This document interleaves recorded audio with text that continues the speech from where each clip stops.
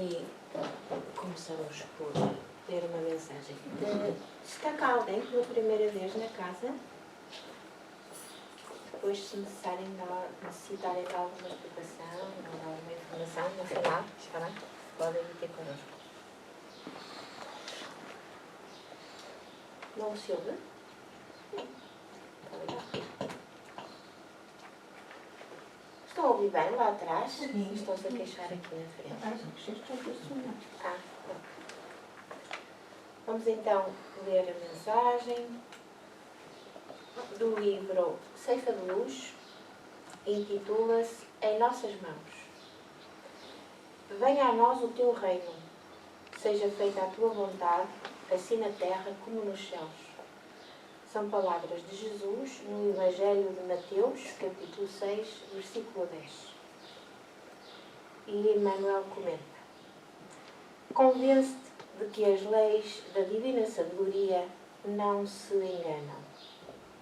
Situando-te na terra por tempo determinado, com vistas ao próprio burilamento que te cabe realizar, trazes contigo as faculdades que o Senhor te concedeu por instrumentos de trabalho. Encontras-te no lugar certo em que te habilitas a desempenhar os encargos próprios. Tens contigo as criaturas mais adequadas a te impulsionarem nos caminhos à frente. Passas pelas experiências de que não prescindes para a conquista da sublimação que demandas. Recebes os parentes e afeições de que mais necessitas para resgatar as dívidas do passado ou renovar-te nos impulsos de elevação. Vives na condição certa, na qual te compete efetuar as melhores aquisições do espírito.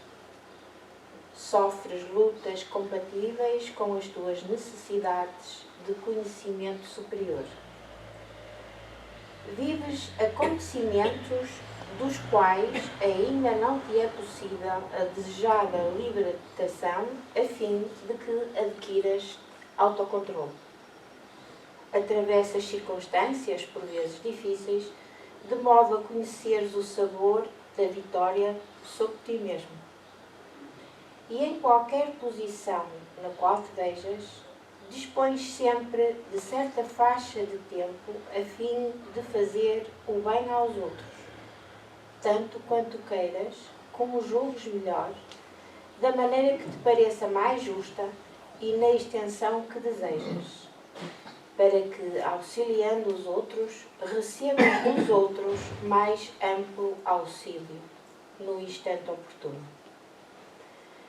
Segundo é fácil de observar, estás na terra, de alma condicionada às leis do espaço e do tempo, conforme o impositivo de autoaperfeiçoamento em que todos nos achamos, no mundo físico ou fora dele, mas sempre com vastas possibilidades de exercer o bem e estendê-lo aos semelhantes, porque melhorar-nos e elevar-nos, educar-nos e, sobretudo, servir, são sempre medidas preciosas, invariavelmente nas nossas próprias mãos. Fechar os nossos olhos, respirar fundo, inspirar e expirar. E à medida que expiramos, vamos libertando os pensamentos que nos ocupam a mente. Aqueles pensamentos do dia a dia, o supermercado, os problemas com os filhos, com os familiares. Vamos libertar-nos de modo que a nossa mente possa focar-se em nós, neste momento que nos é só nosso, e para que possamos ligar-nos ao plano superior da vida.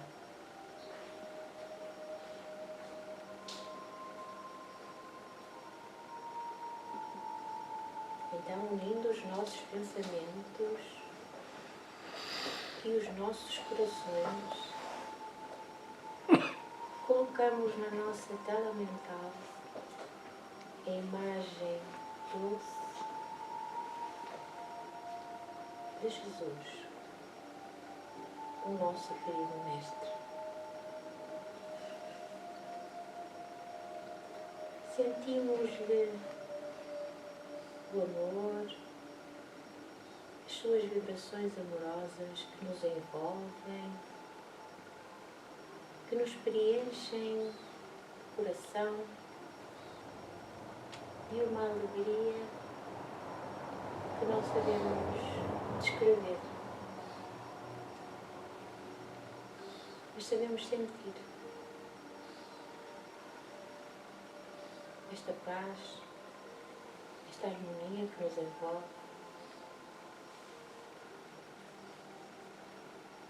e que é uma bênção e um bálsamo para todos nós. Obrigada, Senhor, por estes momentos. Obrigada, querido Mestre, pelo teu amor, pela tua bondade.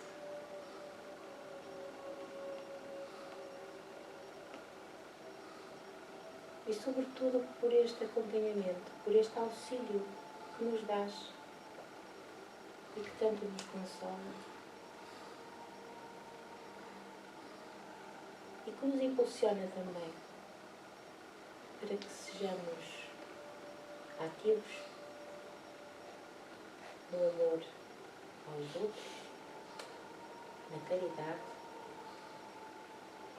E antes de mais, Senhor, compreendemos a tua mensagem que necessitamos de pouco a pouco, de dia a dia, nos melhorarmos,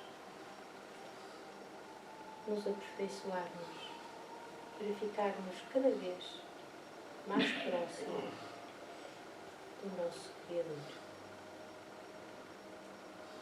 A felicidade é-nos prometida. Queremos nela. Estamos empenhados em alcançá-la.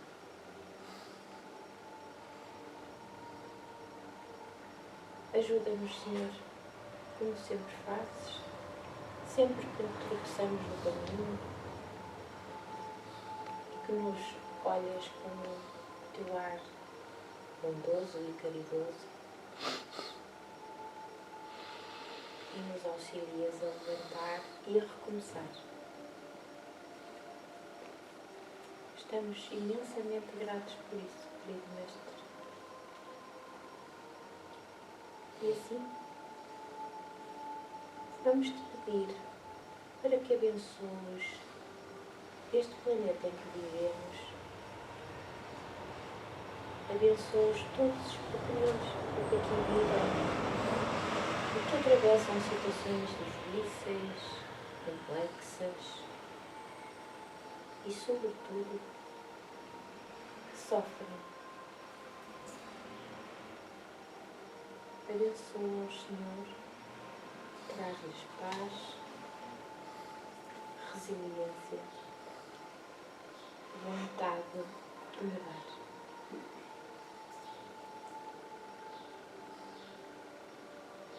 Uma vez mais te agradecemos e te pedimos para que fiques connosco, para que nos auxilies nestes momentos a refletir e que nos intuas sempre o melhor caminho a seguir para que nos aproximemos do Pai. Muito obrigada. E que assim seja. Espero que tenham gostado desta mensagem. É um extrato do livro que vos proponho hoje, porque, como sabem, no último domingo de cada mês é um tema livre e naquilo que temos vindo a fazer, que é divulgar a literatura espírita, hoje trazemos-vos um livro. Mas, antes de mais, temos aqui um pedido para vos fazer. Se é que ainda não fizeram até agora, por favor, desliguem os vossos telemóveis ou silenciem-nos, de maneira a que possamos estar, de facto, aqui focados durante uma hora e meia, não chega, para que possamos refletir e que estas nossas reflexões tenham repercussão em nós. E que possamos ir para casa e até, se possível, ir pensando nelas ao longo da semana. Obrigada. Então, como dizia, o livro que vos trago hoje chama-se Sinal Verde. É um livro psicografado por Francisco Cândido Xavier, pelo espírito André Luiz, que não vale a pena estar aqui a apresentar, não conhecem. Este livro é um livro fantástico. Espero que vocês possam chegar ao fim desta primeira parte do livro e que depois cheguem à mesma conclusão que eu. E aqui diz que este livro, O Sinal Verde, é um guia de trânsito moral para caminhar pelas estradas da vida. É interessante. E por causa deste título. Então, este título é assim porque, ao longo do livro, André Luiz compara, digamos que a nossa vida do dia a dia na Terra, compara como uma estrada. E então, o que rege, de facto, os sinais de trânsito. O stop, para, não vais por aí, ou espera, pensa, o sinal amarelo, e o sinal verde, siga, vai em frente. Portanto, isto é um alerta para qualquer situação em que nós passemos na vida, não tomarmos decisões precipitadas. Pararmos, pensarmos e depois agirmos. Este livro é composto por 50 capítulos para uma leitura diária ou semanal. É quase, eu diria que é mesmo, um livro de cabeceira. É uma linguagem clara, acessível. Os temas são do nosso dia-a-dia. Falam sobre autoanálise, autoconhecimento, as nossas relações com os outros, as nossas relações com os nossos familiares, os nossos amigos, os nossos colegas de trabalho, os nossos chefes e, sobretudo, a nossa transformação íntima, a nossa renovação das atitudes. Sem entrar em muitas explicações complexas no que diz respeito a muitos fenómenos da doutrina espírita, como seja a mediunidade. Não fala aqui. Portanto, digamos que este livro é um livro que pode ser lido, porque é útil aos espíritas e aos não espíritas. Mas é fundamentalmente um livro para nós. Não vale a pena estar-me aqui a debruçar muito sobre isto, porque é Emmanuel que faz o prefácio. E, portanto, é tão interessante este prefácio que vamos lê-lo juntos e vamos refletir sobre ele. E depois, de facto, vamos entender os objetivos deste livro, não é? E até interpretar bem o nome, o título que lhe foi dado de Sinal Verde. Então, vamos começar. Sinal Verde, e é o prefácio de Emmanuel. Todos sabemos da necessidade de paz íntima, da paz que nos patrocine a segurança. Logo esta primeira fase já tem que se lhe diga. O que é esta paz íntima a que se refere Emmanuel? Esta busca da nossa paz interior, que é fundamental, não é?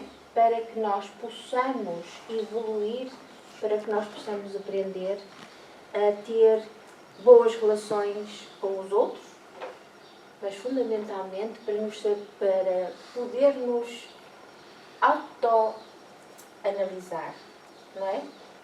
Podermos avaliar aquilo que somos, aquilo que o propósito da nossa vida. Para isso temos que ter paz. Não podemos estar preocupados com situações diversas que vão desde os nossos problemas financeiros, económicos, familiares, sejam eles quais forem, não é? Porque eles atravessam, fazem parte da nossa vida e nós não podemos negar que eles existem. Mas temos que ter essa paz, essa segurança, não é? Para podermos ultrapassar-los da melhor forma. Já estão a ver o que é que isso significa? Pare, reflita e siga. Sabemos que todos respiramos num oceano de ondas mentais, com o impositivo de ajustá-las em benefício próprio. Vasto mar de vibrações permutadas, emitimos forças e recebemos-las. O pensamento está na base desse inevitável sistema de trocas. Portanto, isto aqui refere-se à importância e ao poder do pensamento, não é? Nós pensamos e emitimos ondas, emitimos vibrações. E todos nós estamos aqui na Terra, pensamos e influenciamos-nos uns aos outros. Os nossos pensamentos não só influem-nos a nós próprios, e obviamente nós pensamos de acordo com aquilo que somos, não é? Se somos pessoas que estamos muito ligadas à vida material, se damos demasiada importância aos bens materiais, ao dinheiro, de que tipo serão os nossos pensamentos? Se não os relacionados com a matéria, com o poder, a ambição. E que tipo de pensamentos teremos? Exatamente de acordo com aquilo que somos e desejamos para nós, não é? Estamos mais preocupados com a obtenção de riquezas, de negócios, tudo isso ocupa a nossa mente e não nos deixa pensar em situações mais transcendentes, não é?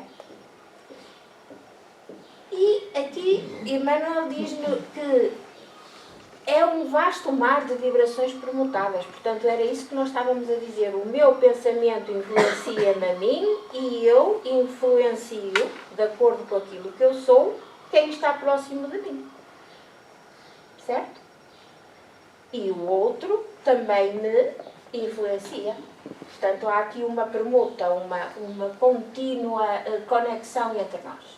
Emitimos forças e recebemos-las. E André Luís fala disto com muita clareza nos mecanismos da mediunidade, quando fala do pensamento e das ondas que nós emitimos, de acordo com o tipo de pensamentos que temos. Bom dia. E aqui impõe-se esta pergunta: que atmosfera mental ou psicosfera nós ajudamos a criar? Porque isto é um alerta, não é? É para nos fazer pensar. Mas o que é que nós fazemos? De que modo é que pensamos? É uma pergunta de retórica. Queiramos ou não, afetamos os outros e os outros afetam-nos a nós pelo mecanismo das ideias criadas por nós mesmos. Portanto, é a continuação do que estava atrás. E não se esqueçam que o próprio André Luís, nos mecanismos da mediunidade, e Allan Kardec também fala muito disso, que todos nós estamos mergulhados num fluido, não é? que é o fluido universal, que é diferente de acordo com cada planeta. Portanto, nós aqui temos no planeta Terra um, em Marte haverá outro, e é nesse fluido, não é, que as ondas do pensamento tal como as ondas do som, se propagam. Portanto, isto tudo está subjacente ao que aqui está escrito. E, portanto, nós podemos sempre fazer duas leituras, não é? Uma mais superficial e outra mais profunda. Estamos aqui hoje para fazer a mais profunda. Agora, a que conclusão é que chega Emmanuel? Portanto, depois desta conexão, desta emissão, desta troca permanente de forças e de vibrações, ele diz: daí o imperativo da compreensão, da simpatia, da aprovação e de apoio de que todos carecemos, para que a tranquilidade nos sustente o equilíbrio, a fim de que possamos viver proveitosamente. Portanto, nós precisamos da compreensão dos outros, mas, obviamente, que também temos que compreender o outro. Não é? Portanto, lá está a tal pergunta. Para quê? Para que estejamos em tranquilidade. Dizemos em paz de espírito, vulgarmente, não é? De consciência e tranquilidade. A tal busca da paz interior. Porque é essa que nos equilibra, do ponto de vista mental e emocional, a fim de que a nossa existência na Terra seja proveitosa. E estado por amigos presentemente encarnados a escrever sobre o melhor processo de angariar vibrações favoráveis, de modo a facilitar-lhes a caminhada nas vias da reencarnação, André Luiz oferece-nos este livro. Fruto das observações de um companheiro desencarnado, hoje cultor da medicina do espírito, encontramos neste livro abençoada série de respostas a perguntas inarticuladas de quantos estagiam na experiência física, indicando o rumo certo na viagem do cotidiano. 2 parágrafos, e com tanto para dizer, tão ricos. Portanto, foi pedido a quem? A André Luiz, que escrevesse o melhor processo de angariar vibrações favoráveis. E isto porquê? Porque todos nós já sabemos que André Luiz é conhecido como um médico que viveu na Terra e que na espiritualidade descreve a vida, não é? Do espírito. E, portanto, ele tem o conhecimento dos dois lados da vida material e da vida espiritual. E como é um espírito já evoluído, não é? E tem essa percepção dos dois pontos, quase que sabe onde é que nós, aqui ainda a viver na Terra, temos as nossas falhas, tropeçamos no caminho. Ele sabe isso e vê isso já do ponto de vista espiritual.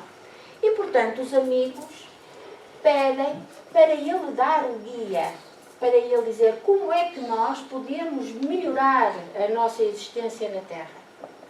Dá-nos essas indicações, tu que estás lá e que já vês com uma visão muito mais ampla do que a nossa. E, portanto, Emmanuel, porque é Emmanuel que escreve isto, diz: fruto das observações de um companheiro desencarnado, hoje cultor da medicina do espírito. Interessante isto, não é? É que, de facto, Emmanuel reconhece a elevação do espírito de André Luiz e chama-lhe cultor da medicina do espírito, porque ele quase que ao longo deste livro nos vai dar, como adiante se vai ver, aquilo que ele chama, ora vejam, a garantia da saúde interior. Diz Emmanuel, é um livro comparável a precioso formulário de receitas preventivas na garantia da saúde interior. Portanto, isto é uma medicina preventiva da alma. Não é? E é um médico que a escreve. Ensaio de imunologia da alma. Não é? É, portanto, melhorar as nossas defesas. O que é a imunologia? Não é? O que é o sistema imunológico? É a nossa defesa contra os vírus, as bactérias, as doenças de uma maneira geral. Mas aqui as doenças da alma. Vacinação espiritual contra os complexos de culpa, dos quais nunca se sabe com que espécie de angústia, desequilíbrio, doença ou depressão se vai sair. Eu até vou dar-vos aqui uns segundos para lerem isto melhor. Culpa. Eu acho que valia a pena fazer aqui uma paragem para analisarmos estes complexos de culpa. Porque é de facto um ponto importante na nossa renovação de atitudes. Então temos aqui duas visões. E esta é a visão da psicologia. Isto obviamente era um tema que dava uma palestra inteira, ou duas, ou três. Mas isto, tentei fazer aqui um resumo para que todos compreendessem e se depois quiserem, levantam a mão se tiverem alguma dúvida. Então temos aqui a culpa e os complexos de culpa, que não é a mesma coisa.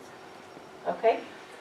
A culpa, na visão da psicologia, é uma emoção que leva ao reconhecimento do erro, desperta reflexão, responsabilidade e favorece a reparação. Portanto, sendo assim, é uma emoção positiva. Este é o aspecto construtivo da culpa.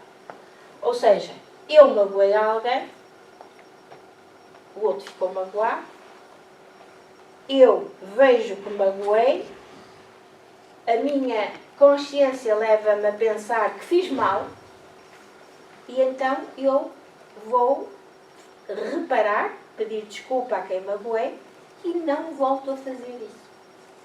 Portanto, não volto a fazer o que fiz que magoou. Não volto a repetir esse erro. Isto é uma culpa construtiva.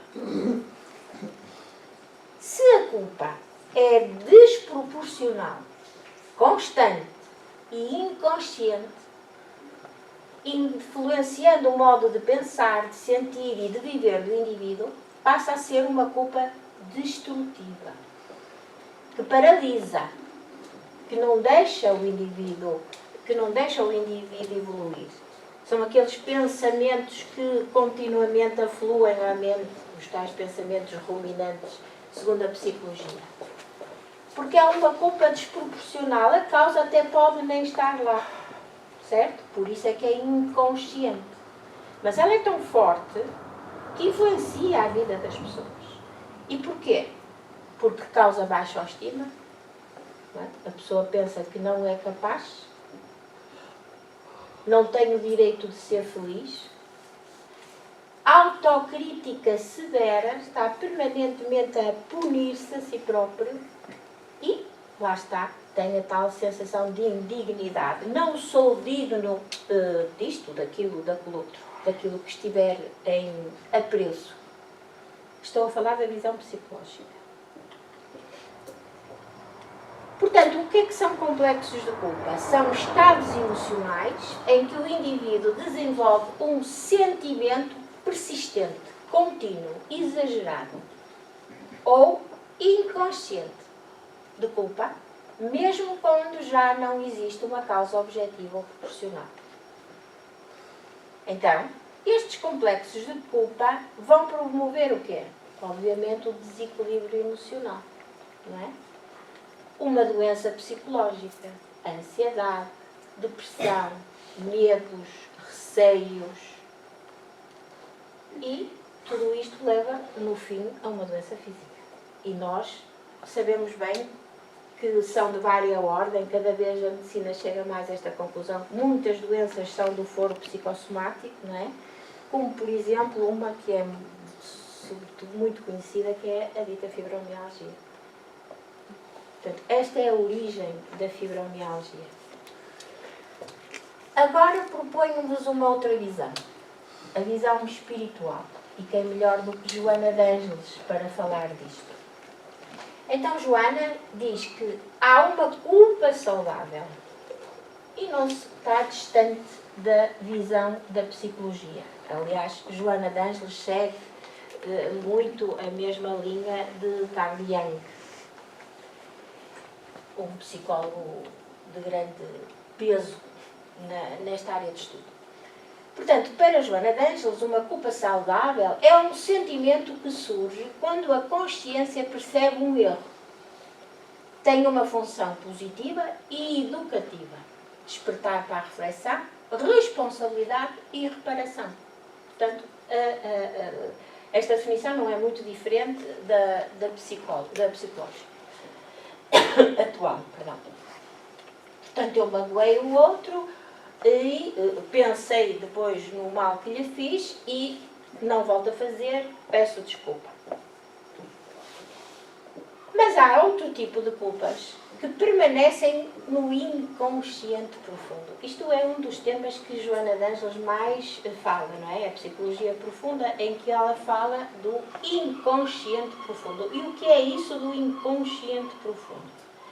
O inconsciente profundo é a parte, digamos assim, da consciência onde estão registados todos os nossos erros, as nossas faltas e aquilo também que fizemos de bem, obviamente.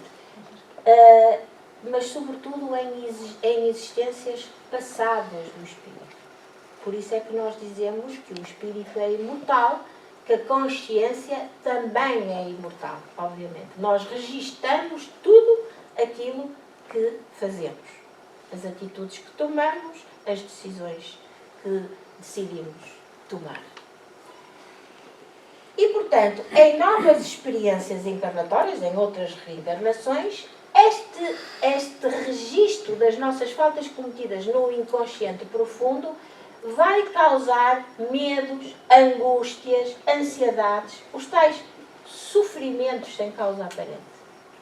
Aparentemente não existe, afinal, mas eu não fiz nada, porque é que eu penso assim, porque é que eu tenho este estado não é? Porque é que eu me sinto tão ansioso, tão deprimido, porque é que eu reajo desta maneira?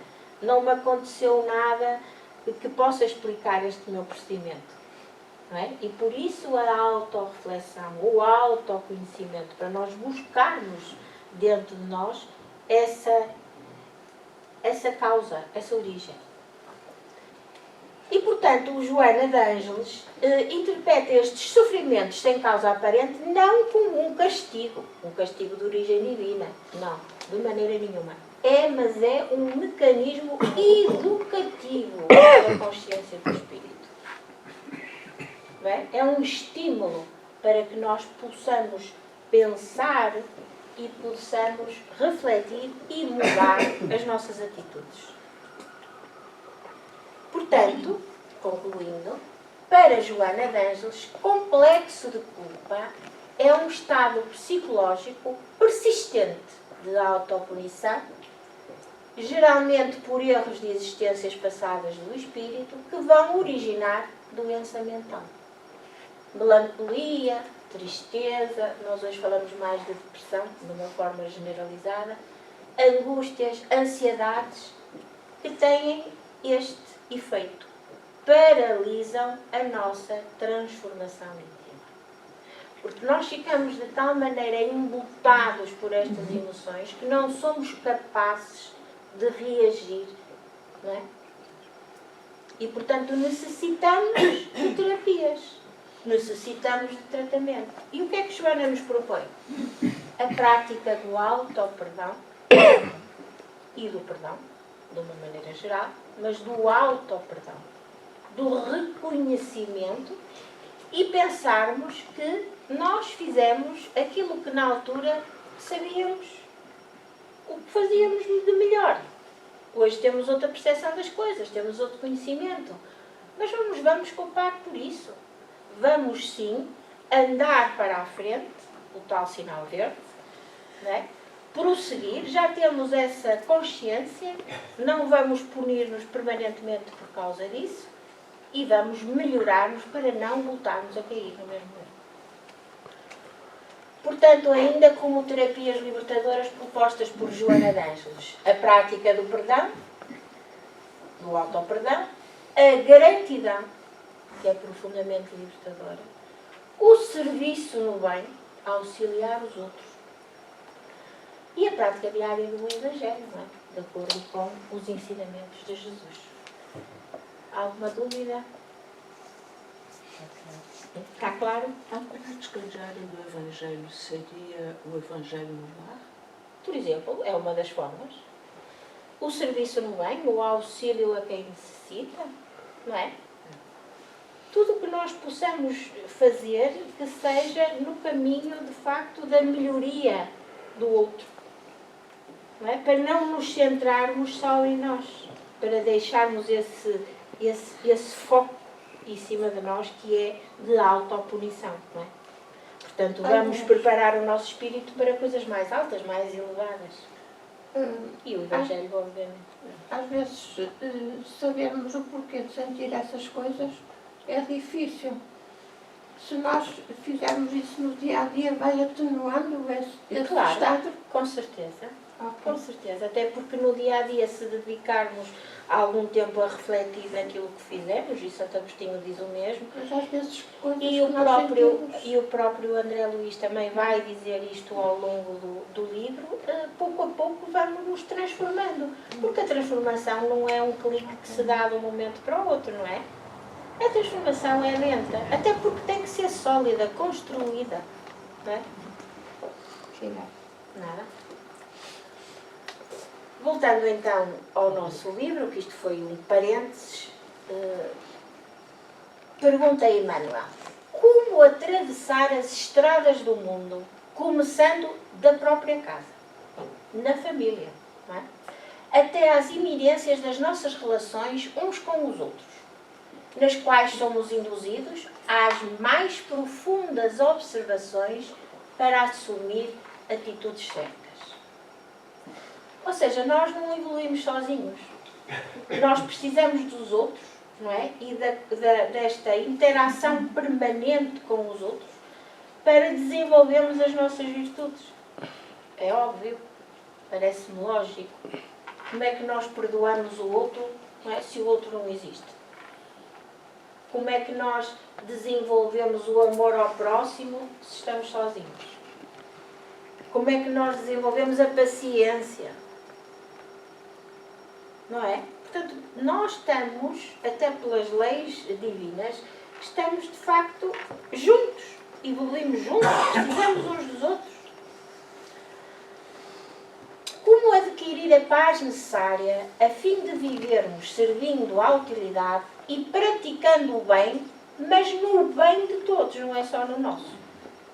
Nós praticamos o bem com o objetivo geral, em termos sociais. Isto são questões que Emmanuel põe. André Luís recordou com muita propriedade as leis do trânsito que asseguram a ordem e a tranquilidade nas rodovias do mundo, se devidamente respeitadas, e intitulou este livro de Sinal Verde. Portanto, este é o objetivo do título do livro. Portanto, André Luís compara a vida a uma estrada. Certo? Vamos continuar. Lendo-lhe as páginas edificantes, ser-nos-á fácil anotar que em cada capítulo encontramos sinais de luz. Sinais de luz de conhecimento. Certo?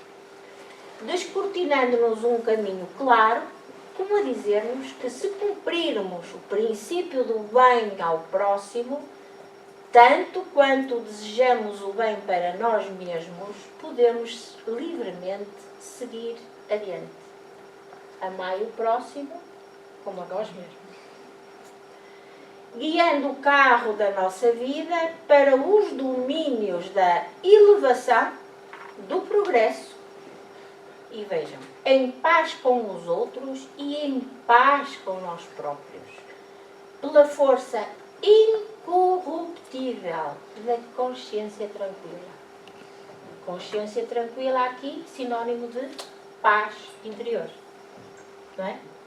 Que é de facto aquilo que nós procuramos e necessitamos para o nosso equilíbrio mental, emocional, até físico, e que possamos depois então seguir o nosso caminho da evolução. Pronto, isto foi escrito em 1971, Uberaba. É muito interessante este prefácio.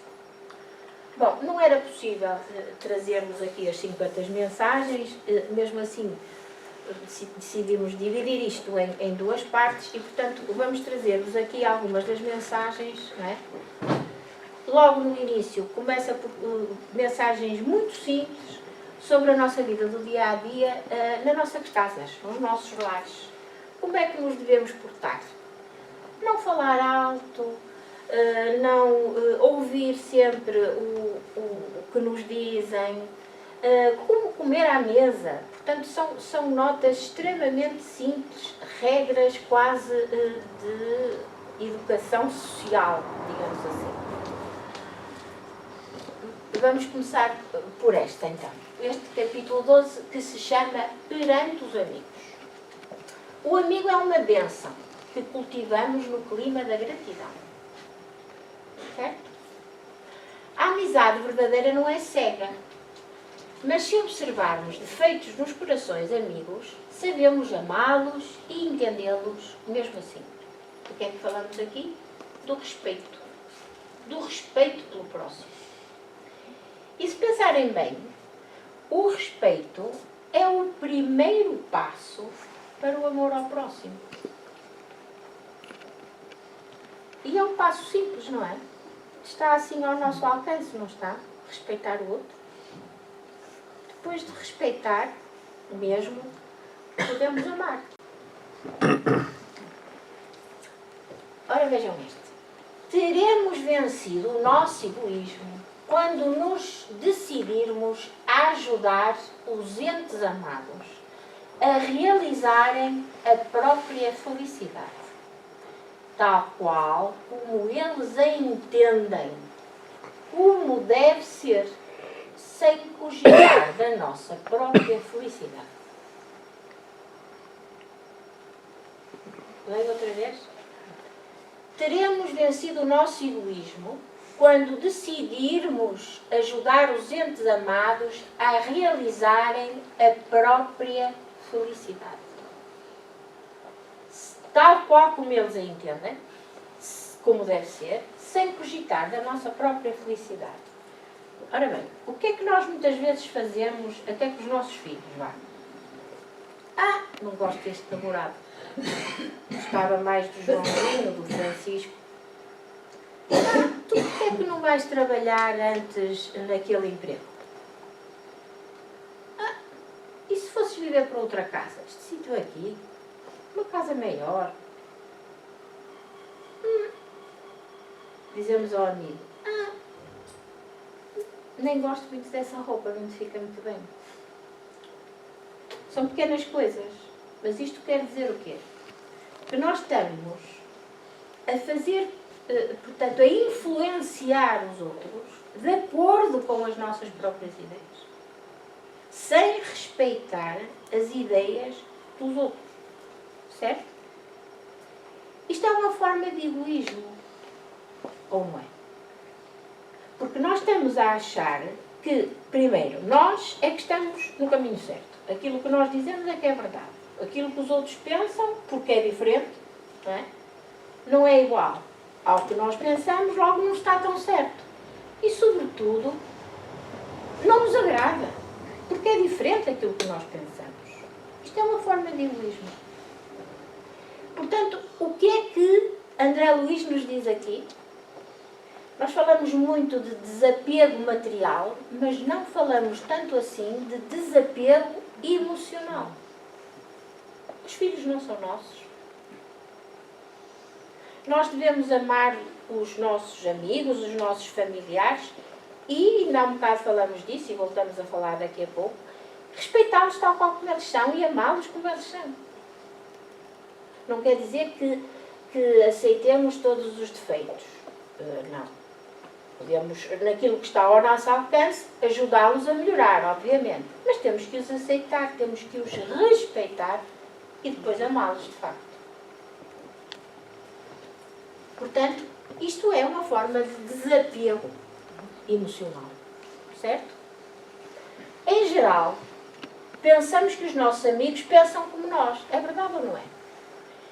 Contudo, precisamos reconhecer que os pensamentos deles são criações deles próprios. Eles pensam da maneira que é melhor para eles. O caminho que eles têm que levar é diferente do nosso. Os nossos amigos são nossos companheiros de jornada, não é? Portanto, têm também as suas necessidades até do ponto de vista evolutivo. Têm o seu projeto de vida, que é diferente do nosso. A aventura real da amizade é o bem dos entes queridos. Nós queremos a felicidade deles, mas de acordo com aquilo que eles consideram ser a felicidade. Bem, e nós ficamos felizes com a felicidade deles. É complicado, não? Assim como espero que os amigos me aceitem como sou, eu devo aceitá-los como eles são. Simples. Não é? E isto não é um negócio. Não, é mesmo assim. São regras de vida.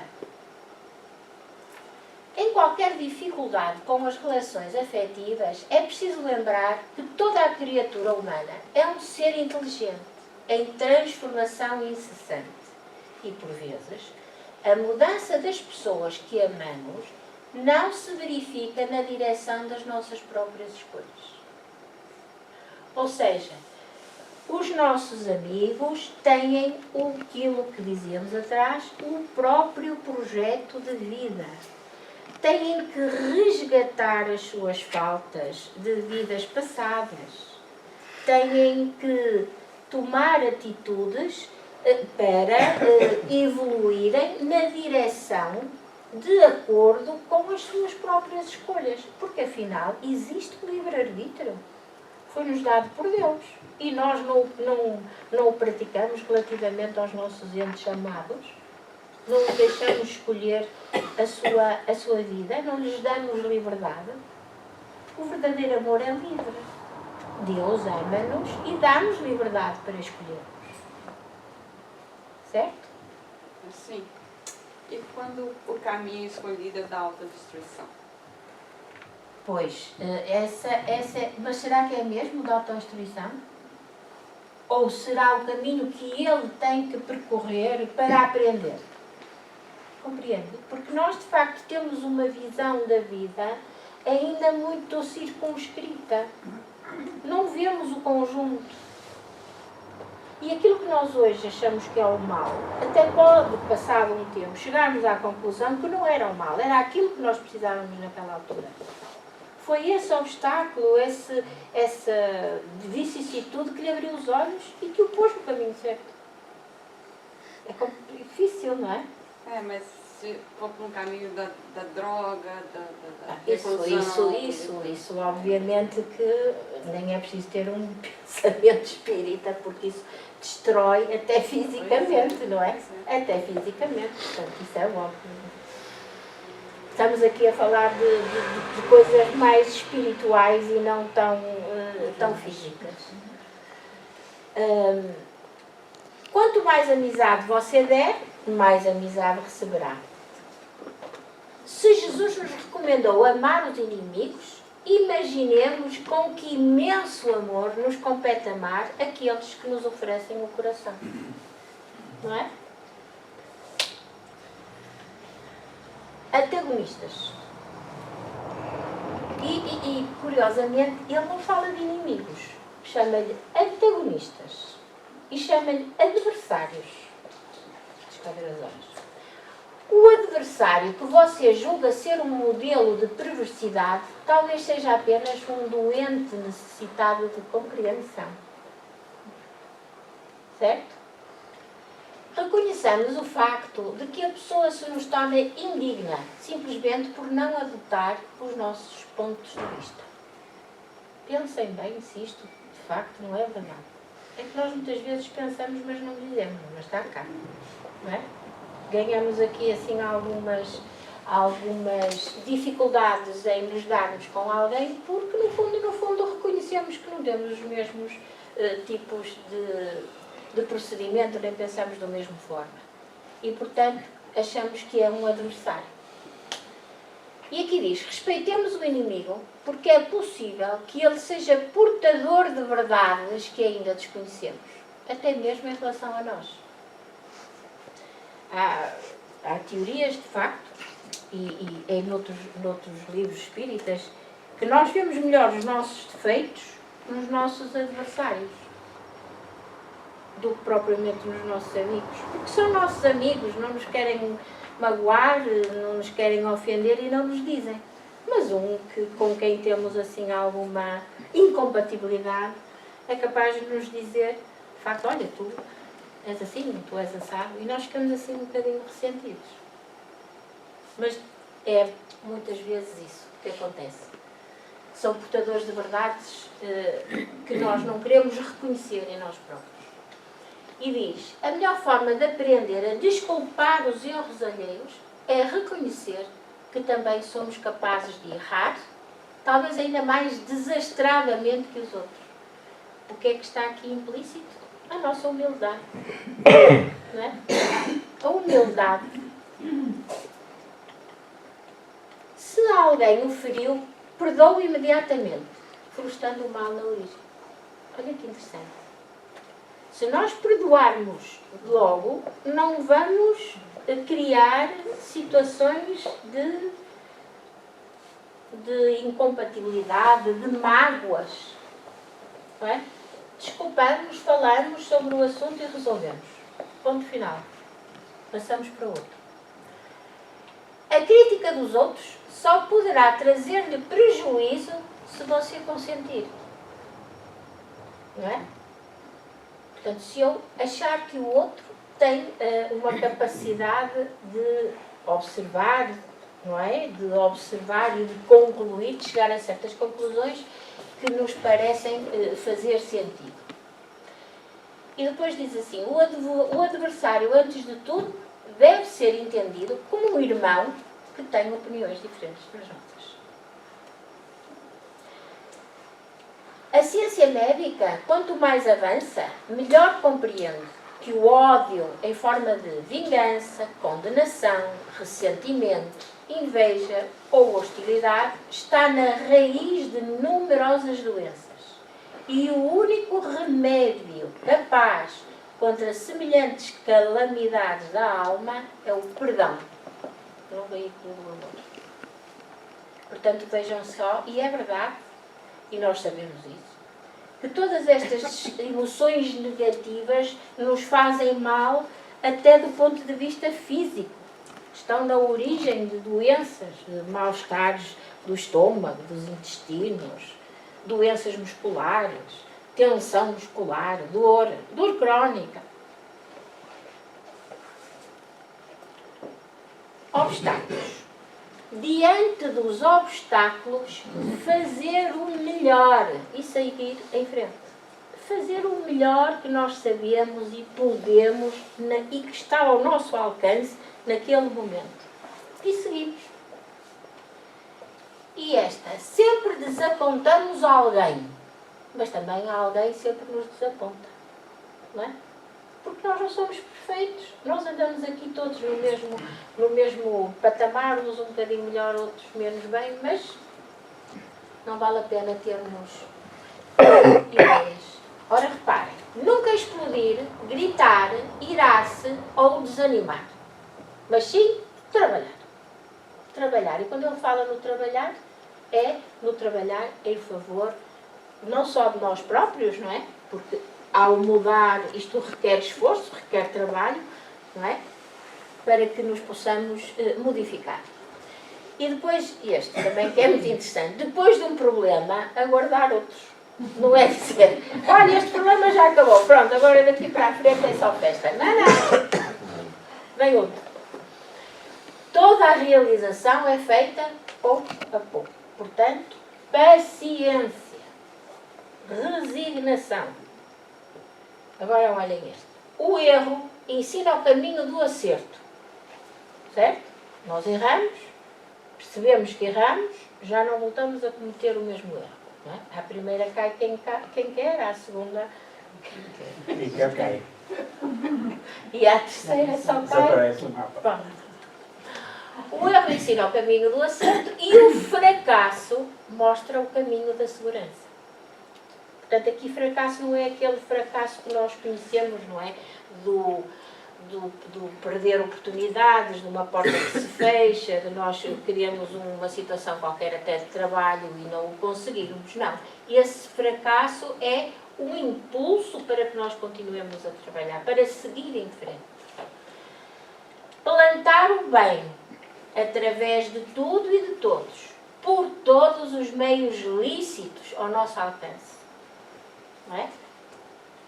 É como também temos o homem de bem, fazer todo o bem que nos seja possível.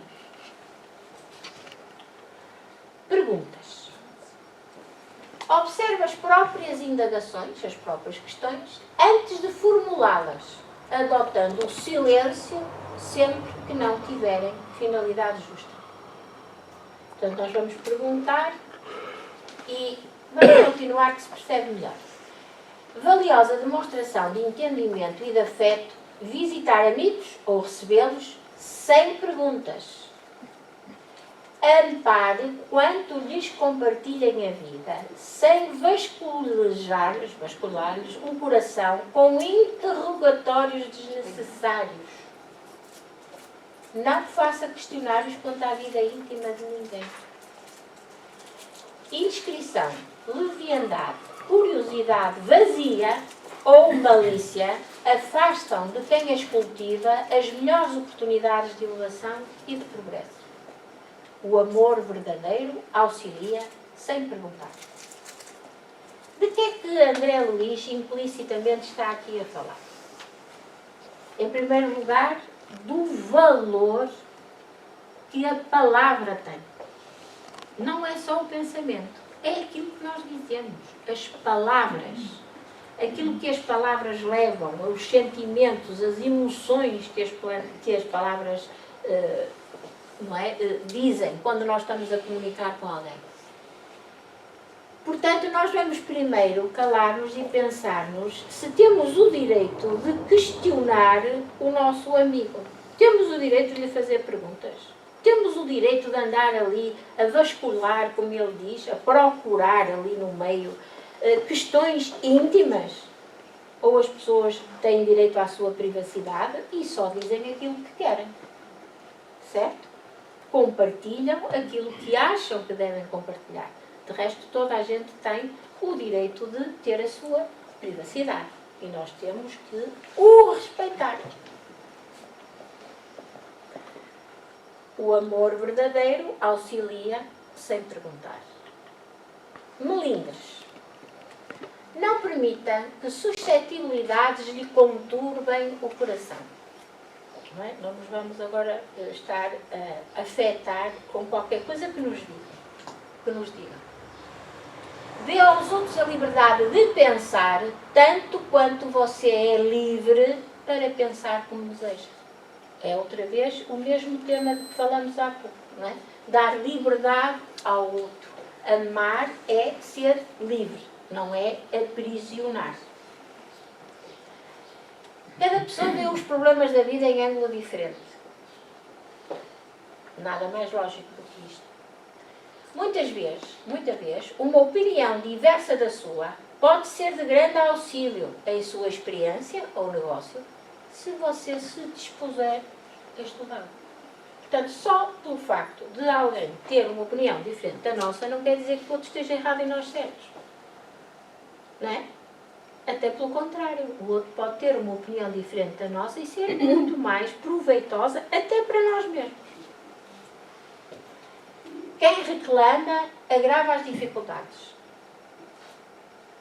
Outra vez, não cultive ressentimentos.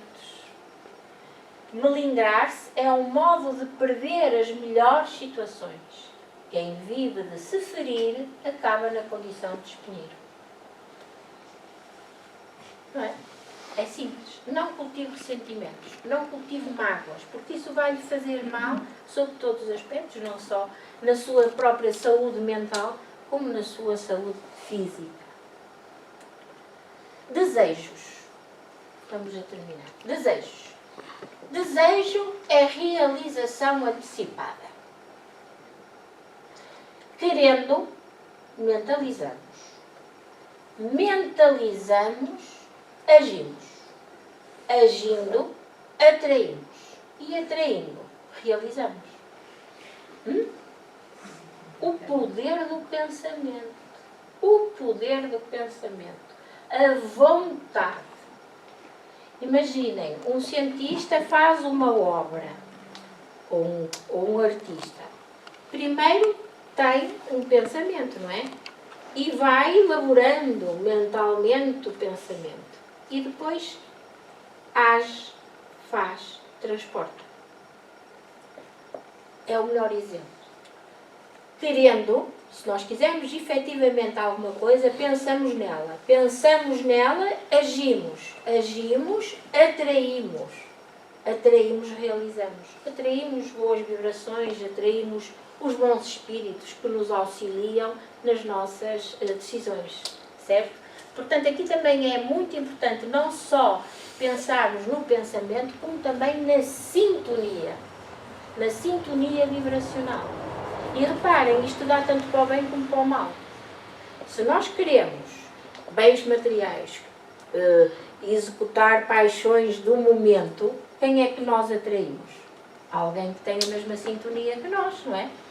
Os nossos pensamentos influenciam quem nos cerca. Como você pensa, você crê. E como você crê, você será. Portanto, a responsabilidade das nossas vidas é nossa e exclusivamente nossa. Nós temos este poder. As coisas não têm um destino, não estão escritas. Nós é que fazemos através das nossas decisões. Cada um tem hoje o que desejou ontem e terá amanhã o que deseja hoje. A vida é sempre o resultado da nossa própria escolha. Portanto, aqui está bem descrito o poder do nosso pensamento, não é? E nós estamos aqui a melhorarmos do ponto de vista moral. Portanto, aqui o que nós pretendemos são pensamentos positivos, de esperança, de vontade. Não é pensamentos de desânimo, de tristeza, do não sou capaz, porque isso vai de facto atrair todas essas entidades que gostam deste tipo de pensamentos, e essas entidades são seres espirituais inferiores, certo? Nós queremos é atrair bons espíritos, os nossos benfeitores, que estão sempre aqui perto para nos auxiliar. Nunca estamos sozinhos. O pensamento é vivo, diz André Luiz, e depois de agir sobre o objetivo a que se endereça, reage sobre a criatura que o emitiu, tanto em relação ao bem quanto ao mal. Portanto, nós já sabemos a força do pensamento, ele já nos descreveu isso. Nós conseguimos influenciar a nossa vida se de facto pusermos toda a nossa vontade, toda a nossa crença, a nossa fé, não é? No caminho do bem, que é esse que pretendemos falar hoje aqui. E ele diz-nos aqui o seguinte, é que isto tem a lei de causa e efeito. Não é a lei de causa e efeito? Portanto, aquilo que eu penso, o pensamento é vivo. E eu penso mal sobre aquele E esse pensamento mau é um pensamento de vibração inferior, de vibração baixa, e portanto é isso que eu vou receber de volta. É quase que um ping-pong. A frase de Jesus, procura e acharás, equivale a dizer, encontrarás aquilo que desejas. Portanto, nós, lá está isso, somos coautores da nossa vida, não é? Nós somos co-criadores. E daí aquela frase difícil de interpretar, sois todos deuses. Porque todos nós temos esse poder de criação. Aqui está. Não é? Temos o poder de criar aquilo que de facto desejamos para a nossa vida. Preocupações. Não se aflija por antecipação, porquanto é possível que a vida resolva o seu problema ainda hoje, sem qualquer esforço da sua parte. Que prático, não é? Para que é que nós nos vamos preocupar se as coisas podem se resolver por si só? Olhem o que nós poupamos de sofrimento. Se tivermos a tal paciência, a tal paz interior, a tal serenidade.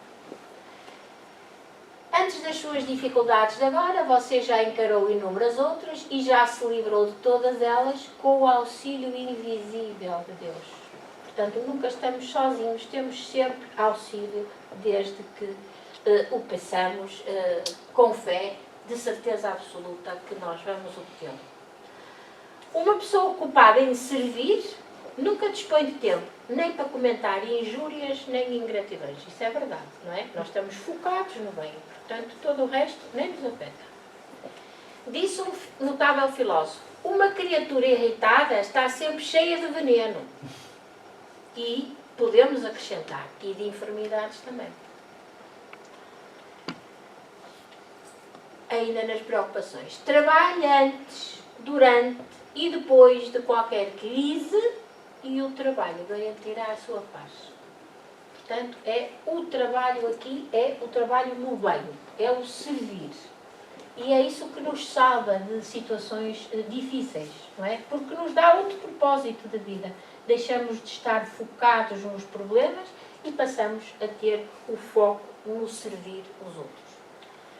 Conte as bênçãos que lhe enriquecem a vida e anote os males que porventura lhe visitem o coração, para reconhecer o saldo imenso de vantagens a seu favor. Isto é uma coisa que nós habitualmente também não fazemos. É muito simples, todos concordamos com isto. Mas temos sempre muito mais tendência a ver as coisas negativas do que as positivas. Então anotem num caderninho o que é que vos aconteceu de mal, de um lado, e do outro, as vantagens que têm na vossa vida. A família, os filhos, o emprego, o dia de sol, o poder ir à praia, o viver num país de grande segurança, o ter aqui umas praias maravilhosas, um rio lindíssimo. Pois é. Geralmente o mal é o bem mal interpretado. Esta era a resposta aqui à pergunta que fez. Porquê? Porque aquilo que nós hoje achamos que nos prejudicou muitíssimo, que foi um azar terrível que tivemos, que Deus não nos ouviu, que não cumpriu aquilo que nós tanto pedimos. Passava um tempo, chegamos, foi ali, realmente, ainda bem que as coisas me aconteceram. Foram novas janelas, novas oportunidades que se abriram. Porque nós não temos essa visão alargada da vida ainda. Não, Deus, de facto, e isto é muito dito no Evangelho, sabe aquilo que é melhor para nós. E daquilo que nós precisamos naquele momento. Que pode ser um obstáculo, uma dificuldade que nos arrasa naquele momento. Mas também nos dá a força para nos levantarmos e para continuarmos.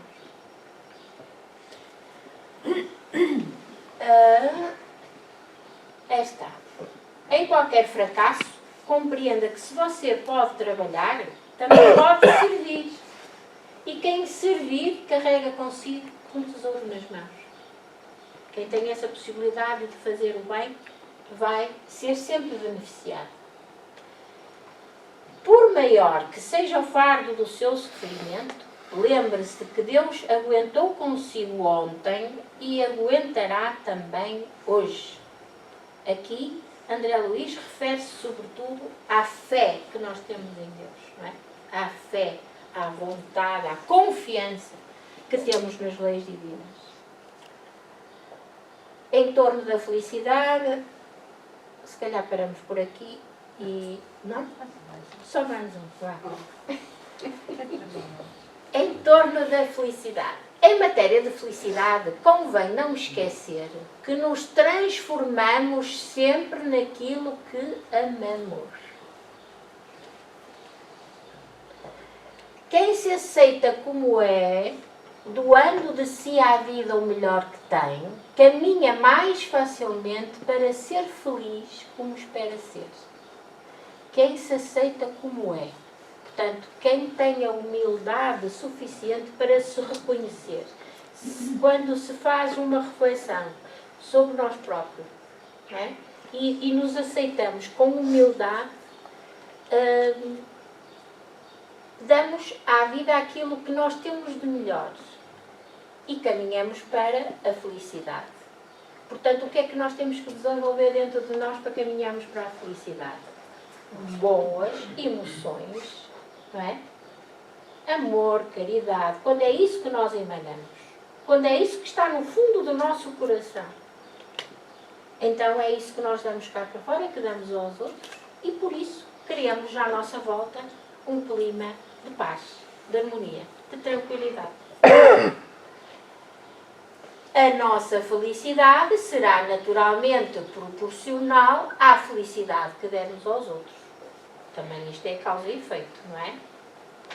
A alegria do próximo começa muitas vezes no sorriso que você lhe queira dar. Olha que fácil. Que fácil, não é? Sorrirmos. E o que é que este sorriso significa? Significa a disponibilidade que nós temos, não é? De ouvir, de nos conectarmos com o outro. É empatia. É um sinal de empatia. A felicidade pode exibir-se, passear, falar e comunicar-se na vida externa, mas reside com o endereço exato na consciência tranquila. Ora, o que é que quer dizer? Quer dizer que muitos daqueles que se exibem com sinais exteriores até de riqueza, de bens materiais, não significa que sejam felizes. Esses mesmos têm muitos problemas, talvez até mais problemas que outros, que são completamente desapegados desses bens materiais, certo? E, portanto, os interesses e o propósito da vida não é os bens materiais, mas sim o autoaperfeiçoamento, o nosso aprimoramento moral. Porque onde é que está o nosso objetivo? É a obtenção da paz interior. Outra vez, de facto, uma ideia que André Luiz repisa ao longo de todo o livro. Se você aspira a ser feliz e traz consigo determinados complexos de culpa, deseja a sua própria libertação. Não é? As tais terapias libertadoras de que já falamos. Abraçando no trabalho em favor dos semelhantes, lá está o trabalhar, o servir, o processo de reparação do dano que você haja causado em prejuízo de alguém.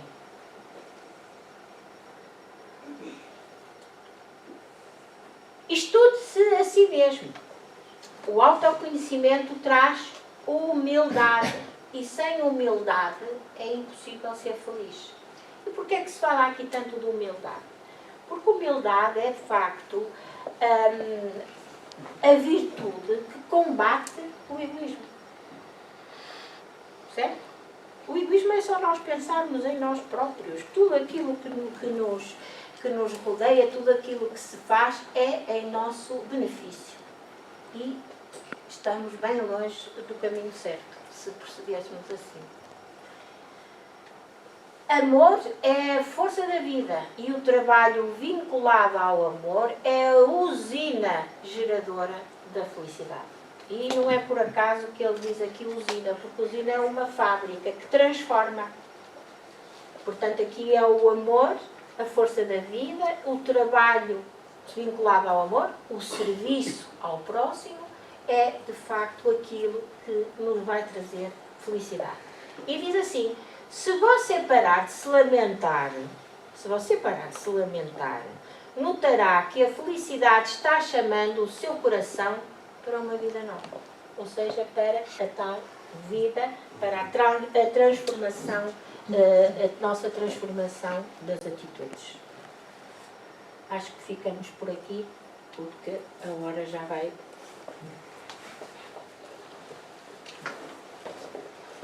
Temos uma segunda parte.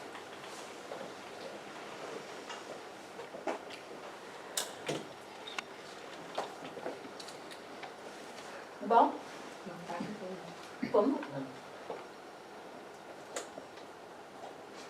Espero que tenham gostado, que ficassem entusiasmados com este livro. Só existe um exemplar na nossa biblioteca, mas ali a Carolina depois ajuda se alguém quiser adquirir. Não há dúvidas? Algum não? Só posso esclarecer a encerrar o trabalho. Eu fiquei com um pouco de dúvida naquela parte logo no início sobre o autoperdão. Como é que isso na prática, como é que podemos praticar o autoperdão quando o sentimento de culpa é aquele sentimento que referiu que não há, é um sentimento que não há nada específico. Consciente. Consciente, exatamente. Consciente. Quando não é consciente, há uma culpa. Isso é a visão da psicologia, percebe? A visão da psicologia na prática diária, digamos que na medicina clássica. Sim. Enquanto que, para a Joana de Ângeles, existe essa culpa no tal inconsciente profundo. Percebe? Sim. Portanto, a consciência é imortal. Não é? O espírito vive, é imortal, vive várias vidas. E vai recordando e guardando, como se fosse um arquivo, essas faltas cometidas ao longo da vida. Sim. Faltas, omissões, pronto, tudo aquilo que se desvia do caminho do bem. E o que nós temos que fazer, de facto, é a reflexão, é o tal autoconhecimento. Saber aquilo que está no nosso íntimo, não é? Pensarmos, debruçarmos sobre o assunto, para depois podermos ter a capacidade de nos perdoar. Ou seja, de dizermos, eu cometi aquela falta no passado, fui violento, tive um ato de violência contra alguém, imagine. Mas aquilo foi passado no século XIII, XIV, em que de facto a vida humana não tem o valor que tem hoje. Portanto, a cultura daquela época fazia-me agir daquele modo. E eu agi de acordo com o melhor que sabia e que fazia. Isso já é... Desculpa, temos que acabar agora, não é? Depois, se quiser, falamos mais. Até porque é um assunto interessante. Bom, vamos então fechar. Desculpem. Fechar as luzes também. E fechar os nossos olhos. E agradecer ao nosso querido mestre, aos nossos benfeitores, aos benfeitores desta casa, por termos este momento nosso e em conjunto de reflexão e de orientações para a nossa mudança, para a nossa transformação íntima, sempre no caminho do bem, que nos conduzirá à felicidade eterna. Obrigada, muito obrigada, querido Mestre Jesus, por nos ter dado esta oportunidade, por encheres de felicidade os nossos corações, de alegria, quando recebemos as tuas bênçãos renovadoras, as tuas bênçãos que nos trazem tanta paz. tanta harmonia, que nos traz esta vontade, este entusiasmo, para que possamos caminhar dia a dia de acordo com os teus ensinamentos. Fraternidade, amor ao próximo,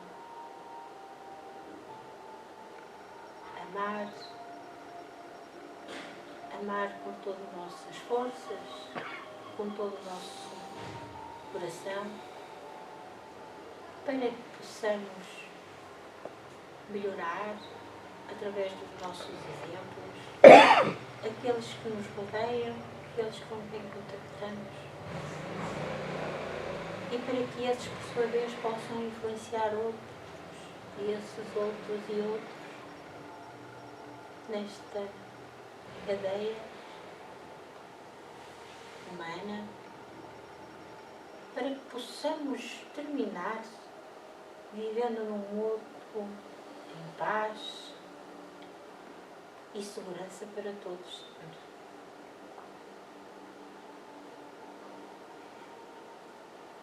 Abençoa os nossos lares, os nossos amigos, os nossos familiares, os nossos entes queridos, mas também aqueles que são nossos adversários. Ajuda-nos a compreendê-los e a amá-los. Pedimos-te por todos os que sofrem nos dois planos da vida. Pedimos-te que abençoes toda a humanidade. E assim, Senhor, muito gratos por mais esta oportunidade, pedimos-te para terminar os trabalhos de hoje e que levemos em nossas mentes, em nossos corações, algumas das lições para que nos possamos memorar no nosso dia a dia. Graças vos damos por tudo, Senhor. Muito obrigada.